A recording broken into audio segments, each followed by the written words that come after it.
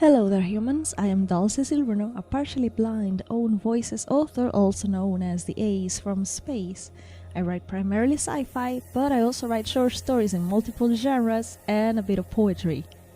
Welcome to my channel, and thank you for coming back. If you're already subscribed, please consider subscribing if you're new. I would appreciate it, it helps with the algorithm and all that good stuff. Before I go on with the video, I would like to thank all my beautiful Patreons for supporting me. I wouldn't be able to do all the things that I'm doing if it wasn't for your support. Thank you so much. All your names are listed in the description as well. Now, quick disclaimer, my videos are never scripted because like I said, I am partially blind. I don't have the capacity to read a script as I'm recording. The only moment when I can do that is when I am recording my short stories into audio, and that takes longer to produce. So for quicker videos and like updates and whatever else, I just talk out of my thoughts. I hope that's not a problem for you. I try to keep it organized. This video makes me a little bit nervous because I am trying for the first time in a long time to give a writer tip. It's a tip, it's not a rule. It's not like this is proper writing advice. No.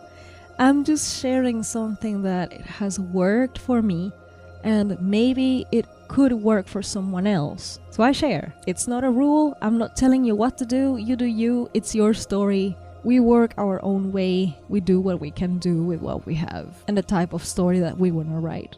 When it comes to character voice, when you're a beginner writer, everybody kind of sounds the same. Like all your protagonists describe things the same way, they talk the same way, they have your same lingo, your same everything. How can you make your writing evolve from that level? Character voice and the way they describe things. So I have a small exercise for you here. I would like you to think about an aurora borealis or aurora australis, like the aurora, the northern lights. Think about them. How would you describe them? Have you seen an aurora before? Even if it's not in person, I guess you've seen them in my own videos. Oh yeah, I put them everywhere. So yes, think of an aurora. How would you describe it? I'll give you a few seconds.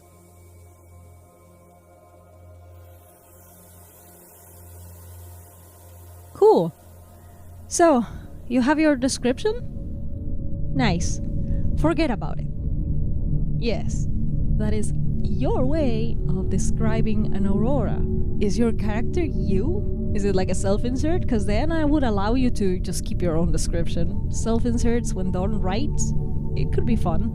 But if it's a character who's completely different from you, say you are an introvert and your character is an extrovert, just to give you an example of something that is different, it wouldn't be the same description, would it? I don't think so. So now think of your character. Their personality, their hobbies, their occupation, their life experience, their backstory, where did they grow up, all that stuff. How would they describe an aurora?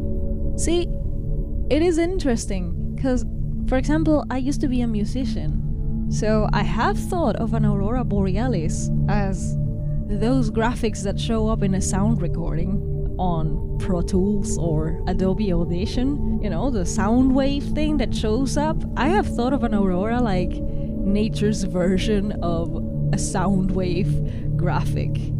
Because I am a musician, so it comes to mind. Also, a lot of those graphics are green, so it kind of reminds me of the Northern Lights. It could be fun to use that kind of description. If your character is a musician, and it's like constantly looking at audio production stuff. Could be that when they look at an aurora, it will come to mind like, oh look, it's like nature doing the same thing that I'm doing, but prettier or something. If your character is a painter, because I did a little bit of painting in high school because of High School of Fine Arts, and I tried, this blind person was painting.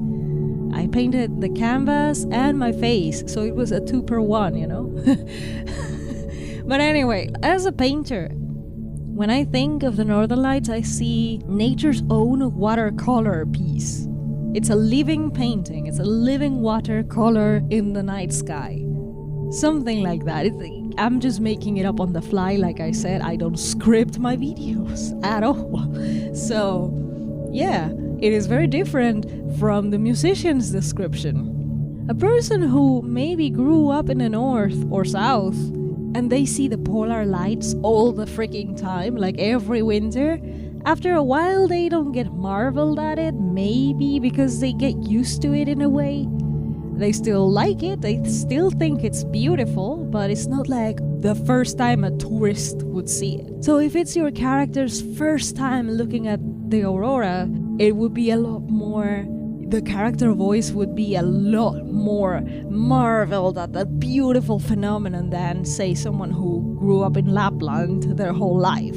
They still love it, because I know about people in Lapland who go out and chase northern lights all the time and they stream it for us to see.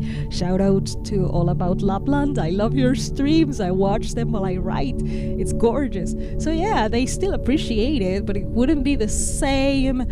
Oh my goodness, such a beautiful thing. It's the most beautiful. They basically sound high, kind of tourist reaction, because it's their very first time. So consider all these things when you're describing something.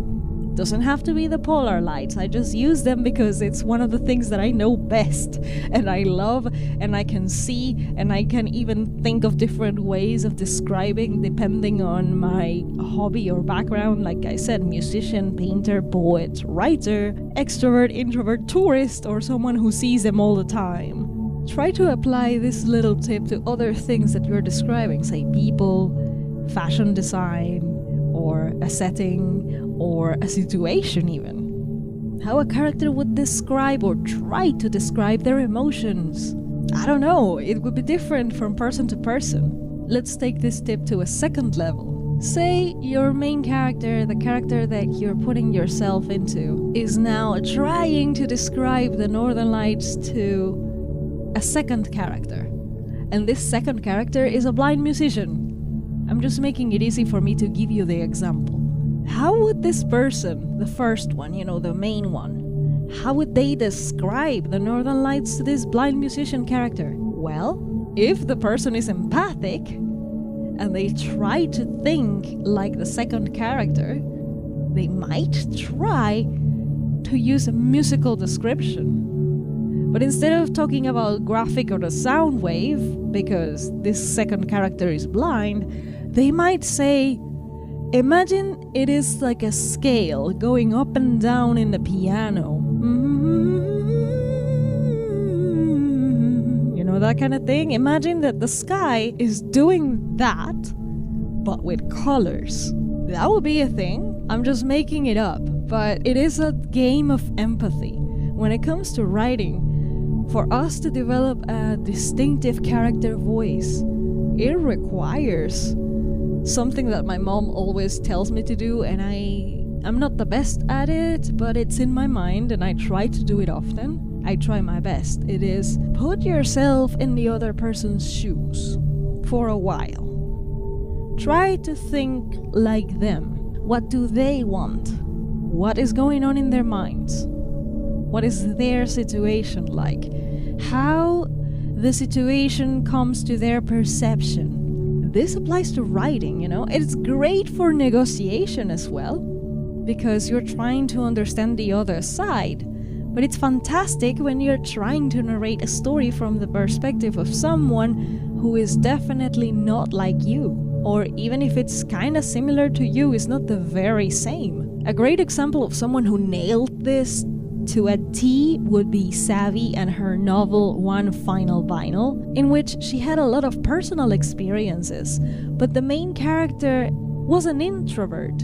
And SAVY is very much the opposite, she's an extrovert. So a lot of this introspective and introverted personality showed up in the voice and the way that the character reacted to several things.